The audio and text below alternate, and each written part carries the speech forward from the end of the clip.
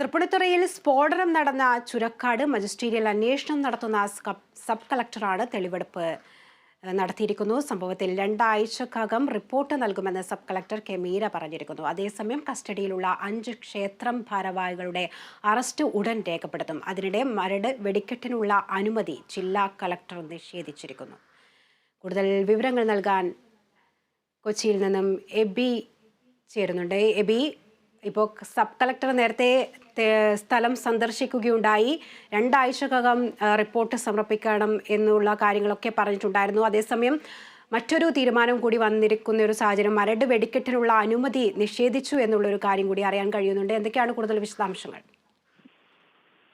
ശ്രുതി, sub കളക്ടറുടെ പരിശോധന ഇപ്പോൾ ഒരു ഘട്ടം പൂർത്തിയായിരിക്കുകയാണ്. സ്ഥലം സന്ദർശിച്ചു. ഒപ്പം തന്നെ സ്ഫോടനം നടന്ന സ്ഥലം, ഒപ്പം അതിന് സമീപത്തുള്ള വീടുകൾ, നിരവധി വീടുകൾ കേടുപാടുകൾ സംഭവിച്ചിരുന്നു. അവിടങ്ങളിലെല്ലാം തന്നെ എത്തി അവരെ നേരിട്ട് കണ്ട് വിവരങ്ങൾ ചോദിച്ചറിയുന്ന സാഹചര്യം ഉണ്ടായിരുന്നു. ഒപ്പം തന്നെ പോലീസ് ഉദ്യോഗസ്ഥർ ഉൾപ്പെടെ അവരോടൊപ്പം തന്നെ ഉണ്ടായിരുന്നു. പോലീസിന്റെയും അഗ്നിരക്ഷാ സേനയുടെയും ഒക്കെ ഉദ്യോഗസ്ഥർ പരിശോധനകൾ നടത്തുന്നുണ്ടായിരുന്നു. അങ്ങനെ അതുമായി ബന്ധപ്പെട്ട നടപടികൾ പുരോഗമിക്കുന്നു. 2 ആഴ്ചയ്ക്കുള്ളിൽ റിപ്പോർട്ട് സമർപ്പിക്കാൻ കഴിയുമെന്നുള്ളതാണ് പ്രധാനമായും ചൂണ്ടിക്കാണിച്ച ഒരു കാര്യം. ഒപ്പം നഷ്ടപരിഹാരം എത്രയും വേഗത്തിൽ നടപ്പിലാക്കുക എന്നുള്ളത് അതിന് പരമപ്രധാനമായിട്ടുള്ള പ്രാധാന്യം കൊടുത്തുകൊണ്ട് തന്നെയുള്ള നടപടികളാണ് മുന്നോട്ട് കൊണ്ടുപോകുന്നതെന്ന് സബ് കളക്ടർ വ്യക്തമാക്കുകയുണ്ടായി. അതിനുശേഷം പറഞ്ഞ പ്രധാനപ്പെട്ട ഒരു കാര്യം, ഇതുമായി ബന്ധപ്പെട്ട് ഉദ്യോഗസ്ഥർക്ക് ഒരു തരത്തിലുള്ള വീഴ്ചകൾ ഉണ്ടായിട്ടുള്ളതായി പ്രത്യക്ഷത്തിൽ അറിവില്ല. പക്ഷേ ഉദ്യോഗസ്ഥലത്തിന് നടപടികൾ ഉണ്ടായി അല്ലെങ്കിൽ എന്തെങ്കിലും തരത്തിലുള്ള വീഴ്ചകൾ ഉണ്ടായിട്ടുണ്ടെങ്കിൽ അതും പരിശോധിക്കാവുന്നതാണ്. കാരണം അനുമതി ഇല്ലാതെ തന്നെയാണ് ഇവർ പ്രവർത്തിക്കുന്നത് എന്നുള്ള കാര്യത്തിൽ ഒരു തർക്കവുമില്ല. അവർക്ക് ഇത്തരത്തിലുള്ള അനുമതി ഉദ്യോഗസ്ഥരുടെ ഭാഗത്ത് ഉണ്ടായിട്ടില്ല എന്നുള്ള കാര്യം സബ് കളക്ടർ ചൂണ്ടിക്കാണിക്കുന്നു. ഒപ്പം തന്നെ അവിടെ മാധ്യമപ്രവർത്തകർ പ്രധാനമായും ചോദിച്ച ഒരു ചോദ്യം എന്ന് പറയുന്നത്, അങ്ങനെയാണെങ്കിൽ എങ്ങനെയാണ് ഒരു ദിവസം ഈ വെടിക്കെട്ടായാലും അവിടെ നടത്തിയിട്ടുണ്ട്, അപ്പോൾ അനുമതി ഇല്ലാതെ ഉദ്യോഗസ്ഥരുടെ കണ്ണുവെടിച്ച് നടത്താൻ കഴിയുന്ന ഒരു കാര്യമല്ലല്ലോ എന്നുള്ള കാര്യം ചോദിച്ചപ്പോഴാണ് അത്തരത്തിൽ വീഴ്ച സംഭവിച്ചിട്ടുണ്ടെങ്കിൽ ഉദ്യോഗസ്ഥരുടെ വീഴ്ച സംബന്ധിച്ചുള്ള പരിശോധനകൾ നടത്താൻ കഴിയും എന്നുള്ള കാര്യം കൂടി വ്യക്തമാക്കുകയുണ്ടായി.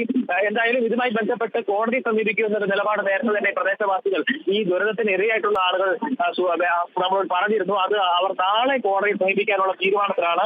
50ഓളം വരുന്ന ഹർജികളാണ് കോടതിക്ക് മുമ്പാകെ എത്തിക്കുക. ഓരോരുത്തരും ഒറ്റയ്ക്കൊറ്റയ്ക്കായി തന്നെ പ്രത്യേകമായിട്ടുള്ള ഹർജികളായി തന്നെയാണ് ഹൈക്കോടതിയെ സമീപിക്കുന്നത്. ഏതാണ്ട് 50ഓളം കുടുംബങ്ങളാണ് ഇതുമായി ബന്ധപ്പെട്ട് അവരുടെ നാശനഷ്ടം ഉൾപ്പെടെയുള്ള കാര്യങ്ങൾ കണക്കാക്കിക്കൊണ്ട് അല്ലെങ്കിൽ ബോധ്യപ്പെടുത്തിക്കൊണ്ട് കോടതിയെ സമീപിക്കുന്നത്.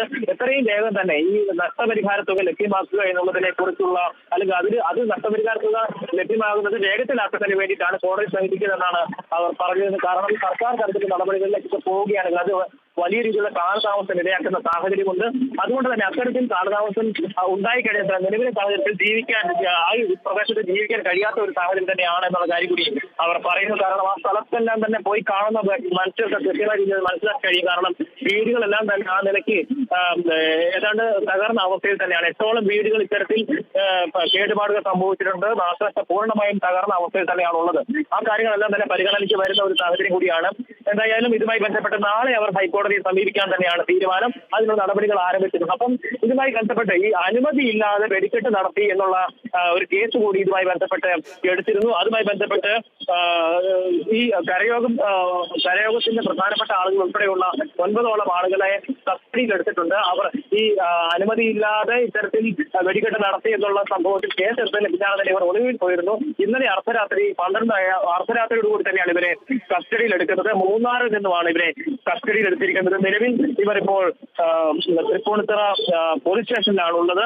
അവരുടെ അറസ്റ്റ് രേഖപ്പെടുത്തിയിട്ടില്ല. അല്പസമയത്തിനകം തന്നെ ഇവരുടെ അറസ്റ്റ് രേഖപ്പെടുത്തുമെന്നുള്ളതാണ് പോലീസ് ഉദ്യോഗസ്ഥരുടെ ഭാഗത്ത് ലഭിക്കുന്ന വിവരം. എന്തായാലും അത് ജാമ്യം ലഭിക്കാവുന്ന കേസുകളാണ്. പക്ഷെ അതിനൊരു പ്രശ്നമുള്ളത്, ഇവരും ഒരുപക്ഷെ ഈ സ്ഫോടനവുമായി ബന്ധപ്പെട്ട കേസിലും പ്രതികളാകാനുള്ള സാധ്യതയുണ്ട്. കാരണം ഇത്തരത്തിൽ രണ്ട് കരക്കാരുടെ ഭാഗമായി തന്നെ നിന്നുകൊണ്ടുള്ള വെടിക്കെട്ട് മത്സരം എന്ന നിലയ്ക്ക് തന്നെയാണ് അവിടെ വെടിക്കെട്ട് നടത്തിയിരുന്നത്.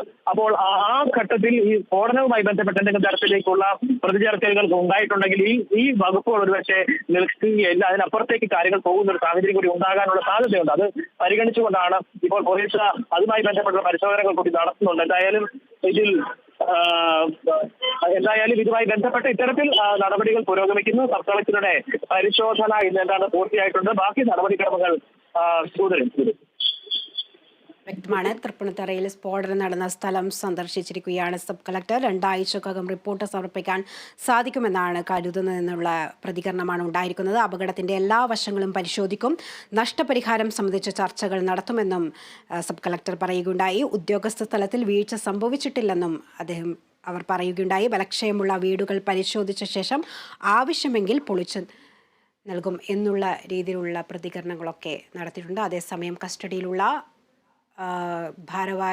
ക്ഷേത്രം ഭാരവാഹികളുടെ അറസ്റ്റ് ഉടൻ രേഖപ്പെടുത്തുമെന്നും അറിയാൻ കഴിയുന്നുണ്ട്. വിവരങ്ങളാണ് എബി ജോൺ തോമസ് നൽകിയത്.